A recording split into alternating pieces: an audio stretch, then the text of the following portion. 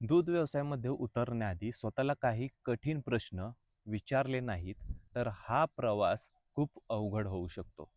आज आपण अशाच काही प्रश्नांबद्दल बोलणार आहोत, जे तुम्हाला दूध व्यवसाय सुरू करण्याआधी स्वतःला नक्की विचारायला हवेत. प्रश्न पहिला, मला दूध व्यवसाय का सुरू करायचा आहे? मित्रांनो, हा सर्वात पहिला आणि सर्वात महत्त्वाचा प्रश्न आहे.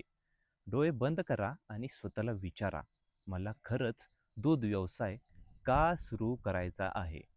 कारण आजकाल आपण पाहतो, 10 गायींपासून महिन्याला लाखोंची कमाई, दूध व्यवसायामधून करोडपती झालेला तरुण, नोकरी सोडवून दूध व्यवसायामध्ये यश. हे सगळं आपण पाहून अनेकांना वाटतं, अरे हे तर सोपं आहे, आपणही करू शकतो.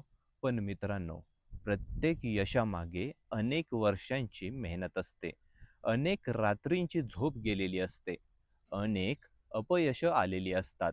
म्हणून स्वतःला विचारा, मला जनावरांची आवड आहे का? मला पशुपालनात रस आहे का? की फक्त पैसा कमवायचा आहे? कारण फक्त पैशासाठी केलेला व्यवसाय पहिल्या मोठ्या संकटात डगमगतो, पण आवडीतून केलेलं काम संघर्षातही टिकून राहतं. प्रश्न दुसरा, मी 365 दिवस काम करण्यासाठी तयार आहे का? आता हा प्रश्न ऐकायला तर सोपा वाटेल, पण उत्तर देणं खूप कठीण आहे. दूध व्यवसायात दिवाळी असो, दसरा असो, लग्नकार्य असो, पावसाळा असो, जनावरांना रोज वेळेवर खायला हे लागतं. त्यांचं दूध रोज काढावं लागतं आणि तुम्हालाही तितकंच शिस्तबद्ध राहावं लागतं. आज अनेक लोक उत्साहात व्यवसाय सुरू करतात, पण 6 महिन्यांनी म्हणतात, हे खूप अवघड आहे. कारण त्यांनी व्यवसाय हा पाहिला, पण त्यामागची जी जीवनशैली असते ती पाहिली नाही. म्हणून स्वतःला विचारा, मी पुढची अनेक वर्ष रोज सकाळी लवकर उठण्यासाठी तयार आहे का? प्रश्न तिसरा, माझ्याकडे पुरेसे भांडवल आहे का? मित्रांनो, दूध व्यवसाय सुरू करणं म्हणजे फक्त गायी विकत घेणं नाही. अनेक लोक अशी चूक करतात, त्यांच्याकडे 2 लाख रुपये असतात आणि ते संपूर्ण पैसे जनावर खरेदीवर खर्च करतात. मग पुढे काय होतं?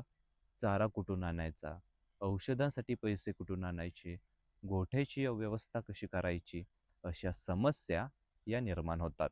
प्रश्न चौथा, जर पुढचे 6 महिने नफा झाला नाही तर? हा प्रश्न प्रत्येक दूध व्यावसायिकाने हा स्वतःला विचारलाच पाहिजे. कारण वास्तव असं आहे, प्रत्येक महिन्यात नफा होईलच असं नाही. कधी दुधाचे दर कमी होतात, जनावरांचं दूध कमी होतं, चाऱ्याचा खर्च वाढतो, अचानक वैद्यकीय खर्च येतो. मग तुम्ही काय कराल? तुम्ही मानसिकदृष्ट्या तयार आहात का? कारण व्यवसायात टिकून राहणारे लोक तेच असतात, जे वाईट काळासाठी तयारी करून ठेवतात. मित्रांनो, आता प्रश्न पाचवा जो आहे, तो आहे, मला जनावरांचं प्राथमिक ज्ञान आहे का? मित्रांनो, जनावर बोलत नाहीत, पण ती खूप काही सांगत असतात.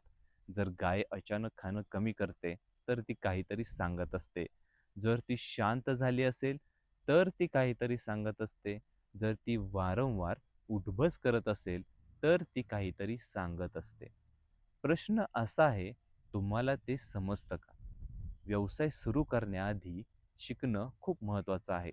कोणीही जन्मतः तज्ज्ञ नसतो. यशस्वी दूध व्यावसायिक सुद्धा कधीतरी नवीन होते. फरक एवढाच, त्यांनी शिकणं थांबवलं नाही. मित्रांनो, आज आपण 5 प्रश्न पाहिले, पण हे फक्त प्रश्न नाहीत, हे तुमच्या भविष्यातील निर्णयाचे आरसे आहेत. कारण चुकीच्या कारणासाठी सुरू केलेला दूध व्यवसाय कधी ना कधी अडचणीत हा येतो. पण योग्य तयारीने सुरू केलेला दूध व्यवसाय अनेक पिढ्यांचं आयुष्य बदलू शकते. पुढील भागात आपण आणखी काही महत्त्वाचे प्रश्न पाहणार आहोत. तोपर्यंत एक काम नक्की करा. शांत बसून स्वतःला प्रश्न विचारा, मला खरंच दूध व्यवसाय करायचा आहे का? आणि त्यासाठी लागणाऱ्या प्रत्येक जबाबदारीला सामोरं जाण्याची माझी तयारी आहे का? जर उत्तर हो असेल, तर तुमचा प्रवास हा योग्य दिशेने सुरू झाला आहे. आजच्या 5 प्रश्नांपैकी कोणता प्रश्न तुम्हाला सर्वात महत्त्वाचा वाटला? कमेंटमध्ये नक्की सांगा. धन्यवाद.